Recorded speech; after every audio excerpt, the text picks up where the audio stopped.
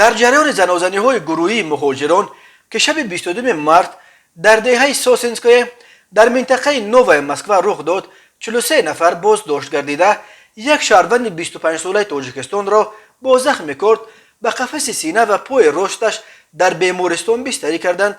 داستانی مسکو گفت در پی این زنازنی و کرد خوردن مهاجر تاجیک با اتهام سوءقصد کشتار پرونده جنایتی گشودند. به گفته دادستانی آنی که این زنازنی را سر کرد دستگیر شده است، ولی جستجوی نفری که جوان تاجیک را 2 کرد زده است هنوز ادامه دارد. گفته می شود که دست کم 20 مهاجر در زمینه معیشی از گریبان یکدیگر گرفته در جریان زنازنی از چوب و کلتک و حتی از کرد استفاده بردند.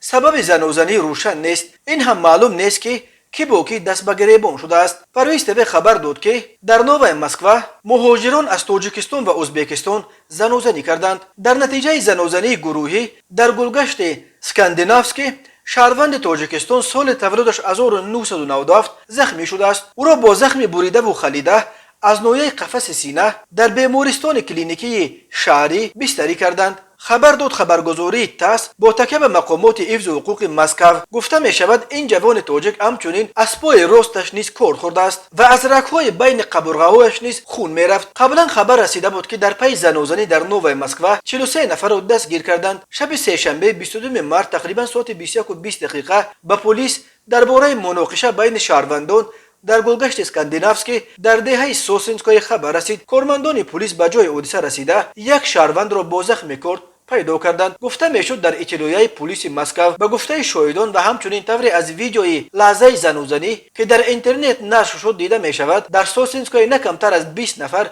دست به گریبان شدند. آدمان کارمندان پلیس و یاری تاجیلی را دیده بسیاری اشتراکچیان زنازنی از جای حادثه فرار کردند و برخی کوشش کردند که در درآمدگاه‌های بناهای اطراف پنهان شوند. در رابطه با این حادثه بر اساس قسم 3 ماده 30 و ماده 105 کودکس جنایتی روسیه با اتهام سوءقصد به کشتار پرونده جنایتی گشودند. جزای حد اکثر بر اساس این بند قانون در روسیه تا 15 سال زندان است. مهاجران دستگیر شده را همچنین می توانند از روسیه اخراج کنند. قرار معلوم ماه آگوست سال 2021 در پی یک سلسله زنازنی‌های بین مهاجران در منطقه‌های گوناگون روسیه وزارت کارهای داخلی این کشور هشدار داده بود که از این به بعد مهاجران را برای دغلانه و ویران کردن ترتیبات جمعیتی از جمله برای اشتراک در زنازنی‌ها بهرامانه به کشورهای زادگاهشان اخراج کرده از حقوق عبور مرز روسیه محروم می‌کنند. ماه دکامبر سال 2021 وزارت کارهای داخلی روسیه خبر داد که الکی بیش از 400 مهاجر را محض برای اشتراک در زنازنی‌های عمومی اخراج کردند. اکثر آنها را به مهلت تا 40 سال از حق عبور مرزهای روسیه